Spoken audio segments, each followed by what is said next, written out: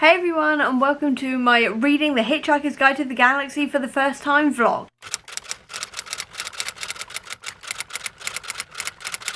I have never read The Hitchhiker's Guide to the Galaxy, which is shocking because I'm a massive sci-fi fan. I love all of this type of humour that's in these books and everything else, but I have never managed to read this book, and I've also never watched the movie. But now that I am a co-host for the Don't Forget Your Towel Along, I'll leave a link up above to the announcement video so you can see all of the information for that. But essentially it's a read along for the Hitchhiker's Guide to the Galaxy series. I thought I would take you along with me so you can see my thoughts and my surprises and things like this, what I like, what I maybe don't like, what I think is going to happen next, all of that kind of thing, because I think that would be fun. I did do a reading vlog last year for the Dead Famous read along, which I was also a co-host for, and now that that's over I thought I'd take you along with me as I read The Hitchhiker's Guide to the Galaxy for the first time. So let's get going. I basically know nothing about this series further than the fact that it's a classic sci-fi. It was originally a radio play.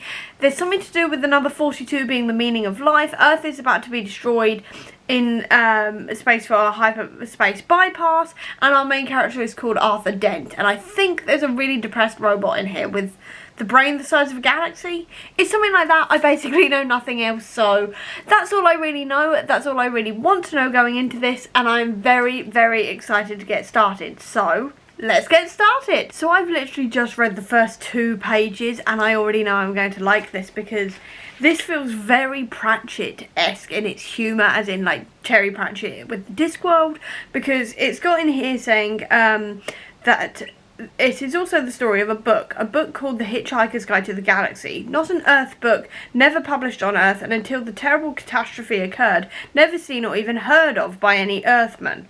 Nevertheless, a wholly remarkable book. And then it goes on a little bit further, and then it says, not only is it a wholly remarkable book, it is also a highly successful one. More popular than the Celestial Home Care Omnibus, better selling than the 53 More Things to Do in Zero Gravity, and more controversial than Oolong Seleucids, I don't know, alien name, trilogy of philosophical blockbusters, Where God Went Wrong, some more of God's greatest mistakes, and Who is this God person anyway? That feels very sort of Terry Pratchett humour, that kind of thing, very British humour, so I think I'm going to really like this just from those opening paragraphs. I'm still only on chapter 1, but I absolutely love this bit here. It says, the plans were on display. On display, I eventually had to go down to the cellar to find them. That's the display department.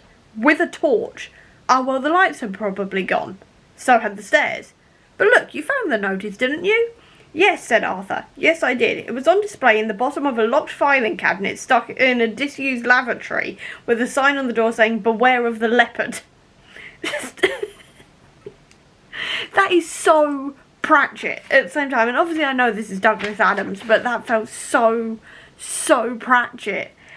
This is brilliant. I'm only on page 14 and I am so enjoying myself so much right now. This is brilliant. I'm like, the way it describes like Ford Prefect and things like this, it's so clear in my head exactly what they look like. I can completely picture it with so few words. Brilliant, absolutely brilliant. I just found this card in between chapter 1 and chapter 2 on page 20, and it's a card so you can phone something and reserve it from a catalogue, and I don't know what catalogue. I have no idea how long this has been in this book, to be fair, as well. Of all the weird things to find in a book, this is probably one of the weirdest. I have no idea where this came from. Certainly not mine. I don't even know where that came from. Why was this in a book? Why was this in a book? Who knows? I've just recognised one of the famous lines. It says, this must be a Thursday, said Arthur to himself, sinking low over his beer. I can never get the hang of Thursdays. I know that line. I definitely know that line, obviously, from this. I think this is mostly like cultural osmosis though, because I definitely have never read this, and I've never like obviously seen the movie either, or if I did I was very young when I saw it, but I definitely know that line. There's a couple of lines I know in here, like the Don't Forget Your Towel, Never Get the Hang of Thursdays, The Meaning of Life is 42, Don't Panic, I think that's another one, Don't Panic. I don't know anything else. Like, As far as I know, that's all I know. But I'm fully expecting to, like, come across another line and be like, oh, that's where that comes from. But we'll see. Either way, we've got to our first famous line, so that's exciting. First famous line. So Arthur Dent's now up in space with Ford, and Ford is showing him the actual book, The Hitchhiker's Guide to the Galaxy, which is sort of like an electronic book.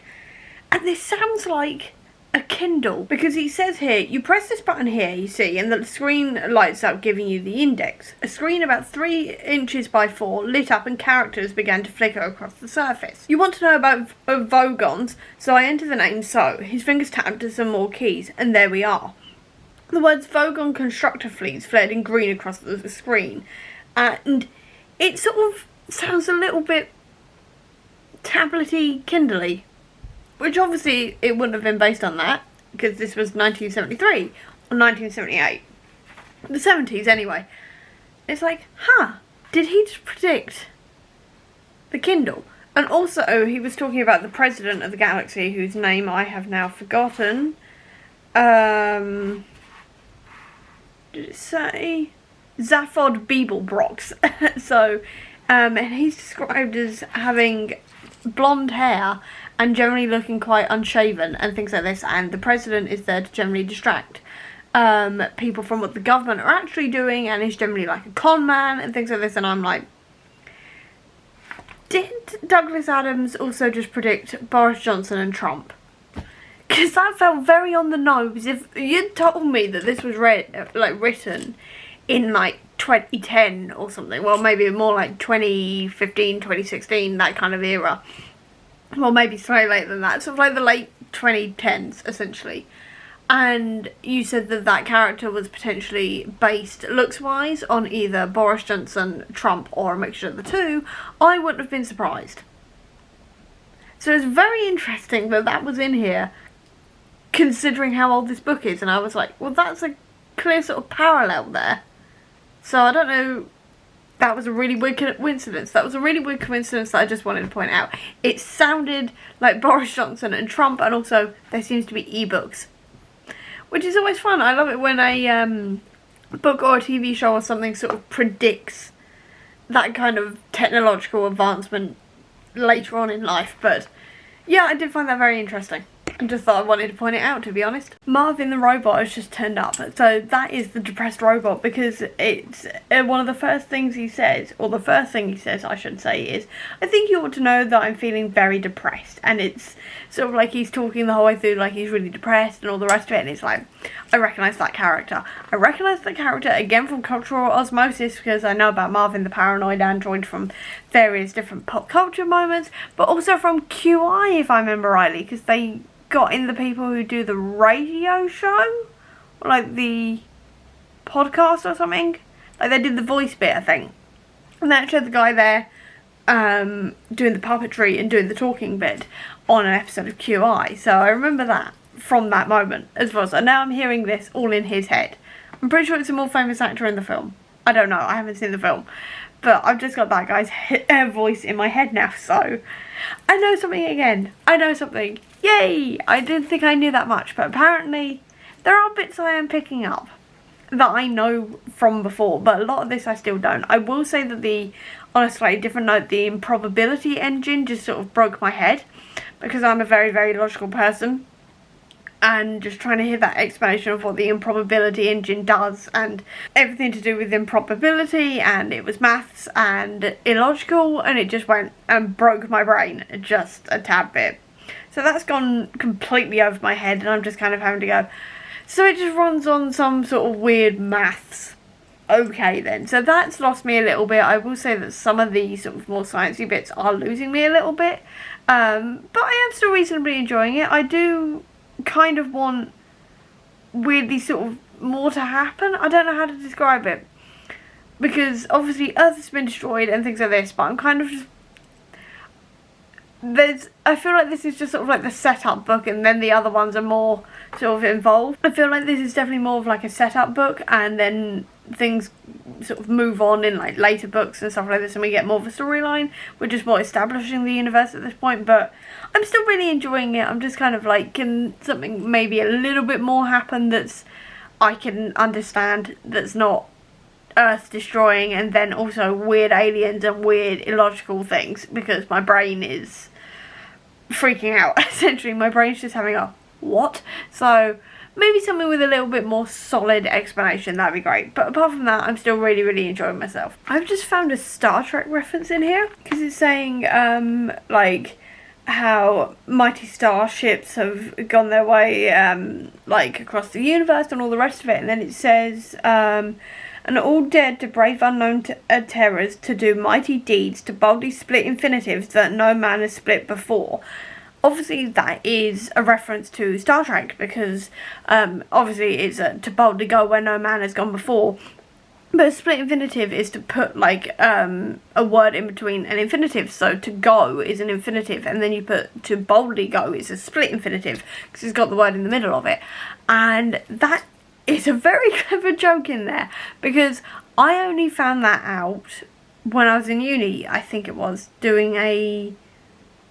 Yeah, I was in my grammar class at uni, and that's why I learned about split infinitives, and that is a very clever joke in there to say to boldly split infinitives that no man has split before. It's a very sort of clever play on words sort of idea to do with like Star Trek, and make a nerdy joke that appeals to two types of people. So you've got like the grammar nerds, and then also obviously the Star Trek nerds. That was very clever, and I just thought I had to point that out, because it's like, I know a thing about grammar. I did not know that much about grammar.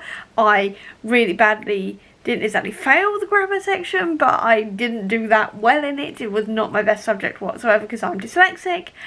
But it's like, I just want to put it on record that I know something, that I got the split infinitive thing. Just had to put that on record, because I'm quite proud of myself for noticing that. So it's now the next day and I'm finishing this off, and I've just reached chapter 20, and we've just got the bit about Zaphod Beelzebub, or whatever his name is, Zaphod, anyway, the guy with two heads, has just said that his brain has been fiddled with, and someone has, like, closed off some synapses or something, but the initials that they put into his brain was ZB, as in his name, and now they've all passed out because they've all been gassed. And here was me going, is this mostly just vibes and not much plot? And now suddenly plot has arrived, and I'm like, oh yay!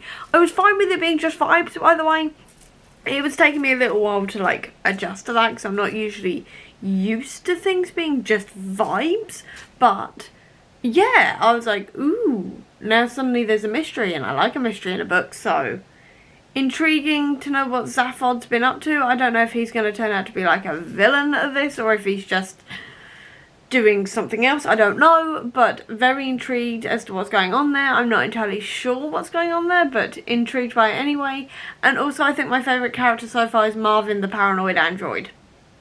I'm literally on page 112 of this edition, so like I said, chapter 20, and well, the end of chapter 20, beginning of chapter 21, as you can see there. And I think Marvin is definitely my favourite character, because it's like, feels relatable on that depression front. It just feels slightly relatable, and it's quite sort of fun to read that in its way. So I think he's my favourite character so far, but definitely intrigued as to what's going on with Zaphod and everybody else, and who's gassed them, and what's exactly going on here. So yeah, I was definitely sure that this was going to be just vibes, but it turns out it's not. Also, what I wanted to quickly mention as well, that you can definitely tell that this was written in the 70s, because they actually say that Marvin is manically depressed, and that is very much an outdated term. It's now bipolar, if I remember rightly, but either way, manically depressed is not really a term that's used anymore. And there's a few other bits as well throughout here that I've gone, ooh, that's very outdated now and a bit problematic. So just thought I'd point that out. If you are looking to read this book, there is a couple of problematic elements in here that were very much of its time, so please be warned about that. And also you can tell that this is written in the 70s, because at the beginning of the book I forgot to mention that Ford managed to buy 6 pints of beer for less than £5, and I don't think you've ever been able to do that in my lifetime. For context, I'm 26, but also he buys like 3 packets of peanuts for 28p, and I'm like, if only, considering that's really hitting now that we're in a cost of living crisis. So that was a bit of a, this is really old moment. It's 50 years old. My god, it's 50 years old. And I'm going to shut up because there's now a vehicle reversing, but I thought I'd just quickly put those bits out here as well. We've just had mention of 2 of the next book titles in here. So When the Dolphins Left Earth, the final one gave the message of so long and thanks for all the fish, which is book 3, I think. And then we've also got the supercomputer Deep Thought, who is contemplating the answers, specifically saying he's calculating the answer to the ultimate question of life, the universe and everything. And that is book 4, if I remember rightly. So we've just had 2 mentions of the final 2 books, I think it is. The only one we haven't heard of yet is The Restaurant at the End of the Universe. So intriguing. And obviously he says that, or Deep Thought says that the answer to life, the universe and everything is the number 42. I know this, and I think that's probably going to be in the final book. I don't know. Well, at least the 4th book. There's 6 books. So that's intriguing. So now I'm on the lookout for The Restaurant at the End of the Universe as a mention somewhere, essentially. I'm really looking out for that now, and maybe the title to book 5, though I don't know what the title to book 5 is, to be fair. Or book 6 for that matter. So intrigued on that one, and I'm now sort of like on the lookout for stuff like that. And I do love it when books do that and put their titles within the book itself. I always find that really fun and really interesting. So yeah, I'm now on an Easter egg hunt for that and any other Easter egg I can find that I know through, like I keep on saying, cultural osmosis. So we've actually now just had the line of the number 42 is the meaning to the life and the universe and everything, and the Deep Thought computer then made Earth to figure out the question as to what the number 42 was the answer to. Random, but okay.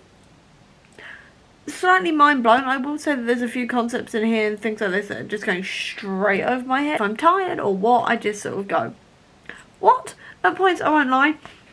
But, so it's quite interesting though to see that Earth is sort of like one giant computer kind of thing, experiment type thing, and that the mice are essentially the people running experiments on humans.